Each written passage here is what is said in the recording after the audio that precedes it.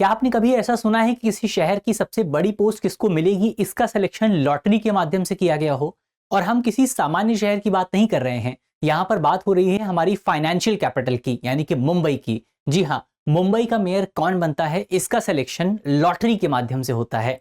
तो ये पूरा प्रोसेस क्या है? बहुत दिलचस्प प्रोसेस है जिस पर आज हम डिटेल से चर्चा करने वाले हैं। भारतीय संविधान से इसका क्या जुड़ाव आता है, तो उस पर भी हम डिटेल से चर्चा करेंगे। तो मेरा नाम है अक्षय और आपका स्वागत है दृष्टि आईएएस चैनल की इस नई वीडियो में। चलिए करते हैं वीडियो की शुरुआत, लेकिन वीडियो शुरू करने से पहले आपके लिए एक इंपॉर्टेंट सूचना है। सूचना यह है कि अगर आप यूपीएससी की तैयारी कर रहे हैं, अगर आपका कोई साथी है, आपका कोई दोस्त है जो यूपीएससी की तैयारी कर रहा है और आप एक अफोर्डेबल प्राइस पर एक अफोर्डेबल कोर्स चाहते हैं जहां पर आपको एक सबसे बेहतरीन फैकल्टी के साथ पढ़ने का मौका मिले, जहां पर न केवल प्रीलिम्स के सब्जेक्ट्स को बल्कि मेंस के सब्जेक्ट को बेसिक से लेकर के एडवांस लेवल तक कवर किया जाए, जहां पर आपको प्रिंटेड कलर्स नोट्स भी मिले, जहां पर आपको कोर्स खत्म होने के बाद भी करंट अफेयर का एक्सेस मिले, तो ऐसा ही एक कोर्स हम आपके लिए लेकर के आए हैं जिसका नाम है studio GS foundation live online course. तो ये कोर्स जो है आपका बहुत कम प्राइस पर आपको मिलेगा, 24,999 रुपए का पूरा कोर्स है।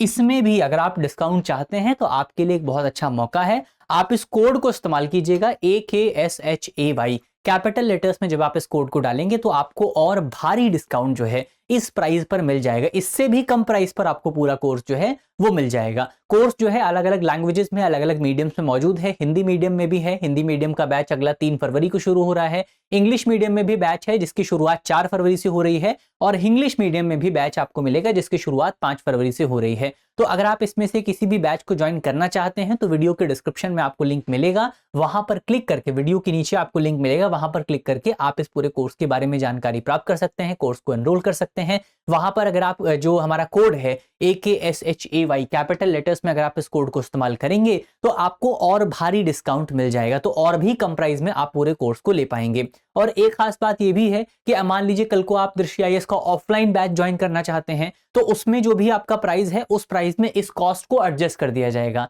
यानी कि इतना पैसा आपको अलग से नहीं देना पड़ेगा। तो ये कोर्स तो एक तरीके से आपके लिए फ्री हो जाएगा। तो आप एक बार सीखने के लिहाज से इस पूरे कोर्स को ज्वाइन जरूर कर सकते हैं। इसके अलावा अगर आप देखें तो आप हमारे नंबर पे कॉल कर सकते हैं 8750187501, जिस पर आपको इस कोर्स के बारे में डिटेल से जानकारी मिल जाएगी। दृष्टि लर्निंग ऐप को डाउनलोड कर लीजिएगा ताकि आपको जो है इस पूरे कोर्स को प्राप्त करने में सहूलियत रहे। तो चलिए, ये हमने कोर्स के बारे में डिटेल से जानकारी प्राप्त कर ली है। अब हम बढ़ते हैं आगे और बात करते हैं। और सबसे पहले जो डिस्कशन है वो ये है कि आखिर मेयर का चुनाव होता कैसे है, यानी मुंबई में जो मेयर का सिलेक्शन होता है उस सिलेक्शन का प्रोसेस क्या रहता है। तो यहाँ पर प्रोसेस अगर आप देखें तो जो आपके वार्ड मेंबर्स हैं, जो आपके वार्ड सदस्य हैं, जिनको कॉर्पोरेटर्स भी कहा जाता है मुंबई में, उनका जो सिलेक्शन होता है वो डायरेक्ट इलेक्शन के माध्यम से होता है। रिसेंटली आपको बीएमसी के इलेक्शन देखने को मिले थे। तो जो आपके कॉर्पोरेटर्स होते हैं उनका सिलेक्शन सीधे मतदाताओं द्वारा किया जाता है, और फिर मुंबई के जो मेयर हैं उनका सिलेक्शन किया जाता है कॉर्पोरेटर्स में आपस में मतदान करके। लेकिन अब इस मतदान में लॉटरी सिस्टम कहां से आता है?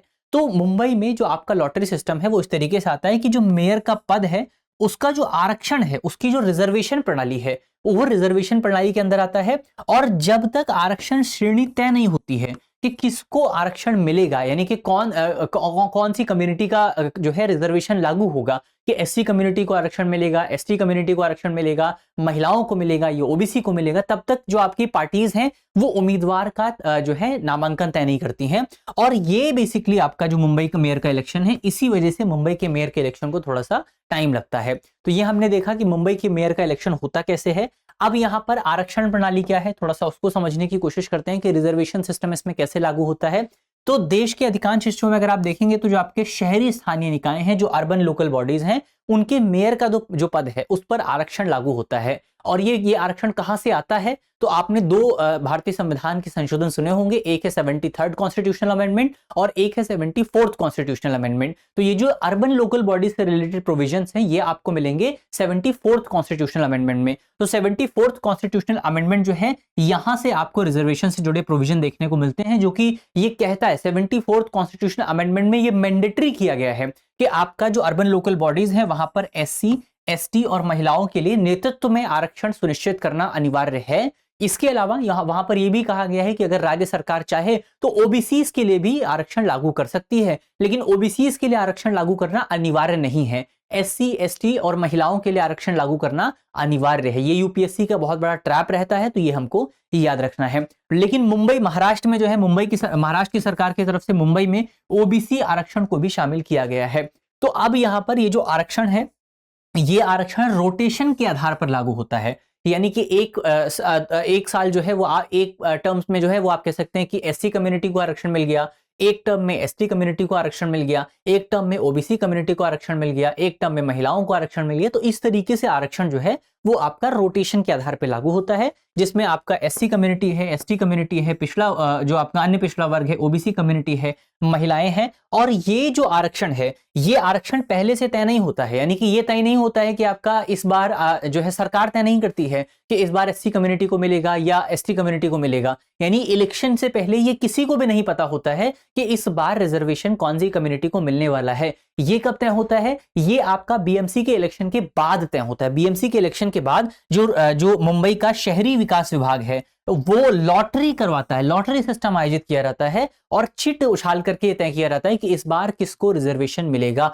इस बार एससी कम्युनिटी को रिजर्वेशन मिलेगा या एसटी कम्युनिटी को रिजर्वेशन मिलेगा या महिलाओं को रिजर्वेशन मिलेगा। वो कैसे तय होता है? वो आपका लॉटरी के माध्यम से तय होता है, चिट निकाल करके तय किया जाता है कि इस बार किसको रिजर्वेशन मिलने वाला है। और जब एक बार ये तय हो जाता है तो फिर जो आरक्षण की कैटेगरी है उसको आधिकारिक तौर पर नोटिफाई कर दिया जाता है और फिर जो पार्टीज हैं वो अपने उम्मीदवार को जो है नामांकित करती हैं। तो ये पूरा आरक्षण की प्रणाली रहती है। आरक्षण की प्रणाली हमने देखी। अब लॉटरी क्यों अपनाई गई है, थोड़ा सा उसको समझने की कोशिश करते हैं कि लॉटरी सिस्टम यहाँ पर क्यों स्वीकार किया गया है, ये हम जो है कोई और सिस्टम क्यों नहीं अपनाया गया। तो जो लॉटरी सिस्टम के पीछे तर्क दिया जाता है वो तर्क ये है कि लॉटरी सिस्टम आपका ज्यादा निष्पक्षता तय करने में जो है इंपॉर्टेंट भूमिका अदा करता है।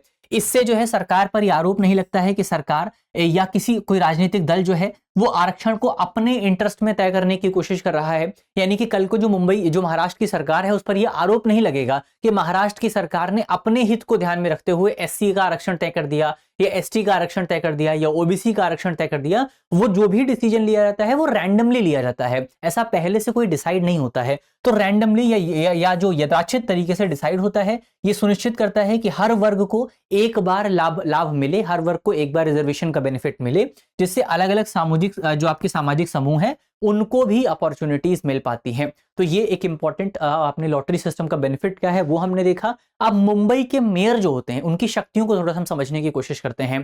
दरअसल भारत में जो भी आपकी अर्बन लोकल बॉडीज है वहां पर दो तरीके के सिस्टम अपनाए जाते हैं। एक है मुंबई सिस्टम, जिसको आप बॉम्बे सिस्टम भी कह सकते हैं। दूसरा है आपका हावड़ा सिस्टम। बॉम्बे सिस्टम आपका आप कह सकते हैं देश के लगभग सभी हिस्सों में, बहुत सारे हिस्सों में लागू होता है। हावड़ा सिस्टम आपको कोलकाता में देखने को मिलता है। अब मुंबई सिस्टम में अगर आप देखें, मुंबई सिस्टम में बेसिकली हावड़ा और मुंबई दोनों में ही आपको एक मेयर देखने को मिलते हैं, एक कमिश्नर देखने को मिलते हैं। लेकिन मुंबई सिस्टम जो है वहां पर जो मेयर हैं वो आप कह सकते हैं एक तरीके के उनकी जो भूमिका रहती है वो भूमिका कहीं ना कहीं सेरेमोनियल होती है। वो भूमिका आपका औपचारिक भूमिका अदा करते हैं। मुंबई के जो मेयर होते हैं वो एक सांकेतिक, एक औपचारिक भूमिका अदा करते हैं। ये इनका जो काम है, इनका काम मुख्य तौर पर आपका जो है 2.5 साल का इनका कार्यकाल होता है। इनका काम बहुत सामान्य सा काम है, जैसे नगर निगम की जो बैठक है उस बैठक की अध्यक्षता करना, जो बहस होती है उसके दौरान व्यवस्था बनाए रखना, या मतदान के दौरान कास्टिंग वोट देने का जो काम है वो काम भी मुंबई के मेयर करते हैं। लेकिन जो मुंबई में जो मेन काम है, मुंबई की जो रियल पावर है, जो मुंबई की जो मुंबई म्युनिसिपल कमीशन है उसकी जो मेन पावर है वो मेन पावर मुंबई के कमिश्नर के हाथों में होती है। जो मुंबई के म्युनिसिपल कमिश्नर हैं उनके पास मेन पावर मौजूद होती है। और यही आपका बॉम्बे सिस्टम है। बॉम्बे सिस्टम में जो मेयर होते हैं वो सेरेमोनियल हेड होते हैं और जो कमिश्नर होते हैं वो आपका रियल हेड होते हैं। जबकि जो हावड़ा सिस्टम है, जो कोलकाता का सिस्टम है, वहां के जो मेयर हैं वो ज्यादा पावरफुल है, वो उनके पास ज्यादा पावर है। और कोलकाता में जो कमिश्नर हैं उनके पास इतनी पावर नहीं है। मुंबई की अगर आप बात करें तो मुंबई में आपका कमिश्नर के पास बहुत पावर होती है। और ये जो मुंबई के कमिश्नर हैं ये एक IAS ऑफिसर होते हैं, जो इंडियन एडमिनिस्ट्रेटिव सर्विस के ऑफिसर होते हैं। इनकी नियुक्ति राज्य सरकार द्वारा की जाती है। तो मुंबई की सरकार जो है, महाराष्ट्र की सरकार जो है, वो आपका जो राज्य में जो मुंबई में नगर आयुक्त हैं, जो म्युनिसिपल कमिश्नर है, उनकी नियुक्ति करेंगे और ये बीएमसी के जो मेन फंक्शन है उनको अदा करेंगे। तो ये हमने देखा कि आपका बॉम्बे सिस्टम है वो कैसे काम करता है और जो हावड़ा सिस्टम है वो कैसे काम करता है। चलिए अब अंत में आपके लिए करंट अफेयर का सवाल है जिसका जवाब आपको कमेंट बॉक्स में देना है। सवाल में आपसे पूछा गया है कि 74th कॉन्स्टिट्यूशन अमेंडमेंट या संविधान संशोधन के तहत निम्नलिखित में से किसके लिए शहरी स्थानीय निकायों में आरक्षण को अनिवार्य किया गया है। हमारे ऑप्शन है, ऑप्शन ए केवल अनुसूचित जाति के लिए, ऑप्शन बी अनुसूचित जाति, अनुसूचित जनजाति और महिलाओं के लिए, ऑप्शन सी केवल अन्य पिछड़ा वर्ग के लिए और ऑप्शन डी केवल महिलाओं के लिए। तो इसका सही जवाब क्या होगा वो आपको जल्दी से कमेंट बॉक्स में बताना है कि यहाँ पर इनमें से कौन सा स्टेटमेंट जो है वो सही है। मुझे उम्मीद है वीडियो आपको पसंद आई होगी। वीडियो अगर आपको अच्छी लगी है तो वीडियो को लाइक कीजिएगा, शेयर कीजिएगा और अपने दोस्तों को वीडियो के बारे में जरूर बताइएगा। कमेंट करके बताइएगा कि वीडियो आपको समझ में आई है या नहीं आई है, और इसके साथ साथ आप हमारे चैनल को सब्सक्राइब जरूर कर लीजिएगा। मिलते हैं आपसे अगले वीडियो में, तब तक के लिए अपना ख्याल रखिए, ध्यान रखिए, पढ़ते रहिए। धन्यवाद। अब एग्जाम की तैयारी को और बेहतर करने के लिए हमारे चैनल को लाइक, शेयर और सब्सक्राइब करना ना भूलें।